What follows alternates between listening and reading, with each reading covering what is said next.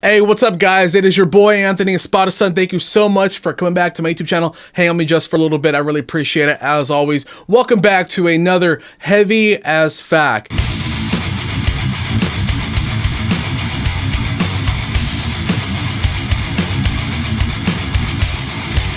My frequently asked question video where I ask my Instagram followers what questions they want me to answer on my YouTube channel. Now I've been asked, why do you answer questions from Instagram and not YouTube? Well, I'm still growing my YouTube channel and I hope to grow it to the point where eventually I can take questions from the comment section on the YouTube videos. But for now, because my Instagram page is a little more blown up than my YouTube channel, I'm taking questions on there. But if you're watching on IGTV, I really appreciate you guys sending me the questions and pretty much letting me know what you want me to answer. By the way, how do you guys like the new setup over here for the heaviest fact question videos? Got my O light right here. I probably should get another light on this side right here, but it looks a little more professional. I kind of dig this vibe a little bit more. I got a new tripod and I've really been messing around with it. So let me know what you guys think of this new angle. Looks a little more interesting. You get to see Christmas lights and guitars and shit. Oh, there's my Pod Go. That's what I'm known for, is the Pod Go videos. All right, guys, let's get started. All right, so this first question comes from Chadwick283. Favorite metal album of all time? All right, so I've been asked some questions about like your top 5 favorite albums of all time, your top 5 favorite bands of all time, but favorite metal album, I have to give it up to Machine Head's The Blackening. The Blackening is an album that changed my life completely as far as the way I see music and I apply lyrics to music and I do songwriting arrangements, guitar solo sections, breakdowns. Everything that you can love about heavy metal music is inside The Blackening from Machine Head. That album had a profound impact on me and the way that I write music. And The Blackening was also called the Master of Puppets of the New Millennium. I remember that was a really big deal because the songs themselves were highly influenced by bands like Metallica, Megadeth, Pantera, pretty much all the big metal bands. You could just kind of funnel into The Blackening. Rob Flynn's voice is amazing. This is his best performance ever on any Machine Head record. Phil Demo's guitar solos are amazing, along with Rob Flynn doing some stuff that maybe he didn't do on previous Machine Head albums. Dave McClain, one of my favorite drummers ever, kills it, comes up with some really cool metal patterns and beats that really kind of probably wouldn't go with the guitars or the normal rhythm section as much, but he really does do a lot of different things. It's basically a melting pot of everything new wave American heavy metal, thrash metal, metalcore, some new metal thrown in there as well. A lot of stuff that a lot of other fans would enjoy in regards to their genres of metal music are inside this album. Next question comes from Jules_rock_n_roll_. What do you think of Bullet for My Valentine? You know, Bullet for My Valentine is one of those bands that I was really into on the first album. I was kind of into on the second album, and then by the third album I just kind of gave up. Bullet for My Valentine came out with their album The Poison, and it blew the roof off metalcore music and even crossed over into mainstream rock. And that album was brutal. Listen to the title track, it's amazing. And then when Scream Aim Fire came out, that's when they kind of reverted back to some of the their thrashier influences, a lot like Trivium did on The Crusade. I think that they were talking a lot during that time, I believe so, or maybe Bullet for My Valentine was trying to rip Trivium, I don't know. And I've always been a fan of Matt Tuck's voice and the lyrical topics that Bullet for My Valentine has. Normally it's just normal emo kind of lyrical topics, but really applying that to the metalcore thrashier side of the music, it kind of gives it a fresh approach. And I really enjoyed Scream Aim Fire. I actually really enjoyed that album a lot. But after that album, I just kind of gave up on the band. They seemed to try and go a little more commercial, a little more Shinedown, Seether, that kind of style, with obviously some heavier influences, but they really catered to the mainstream rock commercial audience. And that's something, even though I'm a fan of a lot of commercial rock music, when bands transition like that and it doesn't sound good, it's not something that I want to follow. But I still enjoy the first Bullet for My Valentine album, and I enjoy Scream Aim Fire. Just can't get into any of the new stuff. But yeah, that's my thoughts on Bullet for My Valentine. This next one comes from RXBBY619.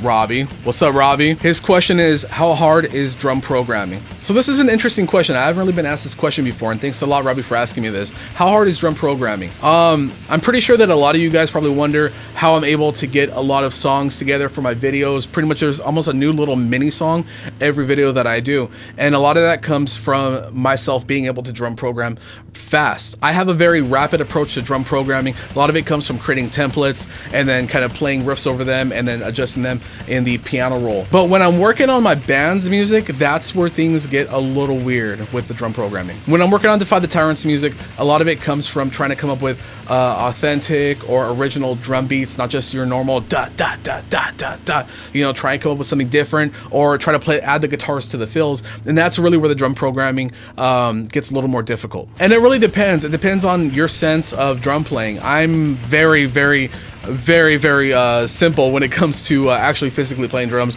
I normally do my little tap beats and whatever, but there's a lot of identifying with the click, a lot of trying to count the piano roll sections, and really knowing where the hits are. And I think as you do that more often, you get more comfortable with the drum programming and it becomes a lot easier. So this next question comes from Mac.Daddy16. Favorite non-metal band to listen to? I think a lot of my Instagram followers know that I don't normally listen to a lot of metal. I used to listen to metal all the time when I was a teenager. Even in my early adult years, I listened to a lot of metal. But nowadays, I kind of put it on as... it depends on the mood. It depends on the mood I'm in. And I think I speak for a lot of adults, a lot of adult metalheads. We don't normally listen to a lot of metal on a daily basis. So I'm always listening to things like, hip hop, R&B, jazz, especially acoustic jazz. I love acoustic jazz. I love trip hop. I love electronica. I love EDM.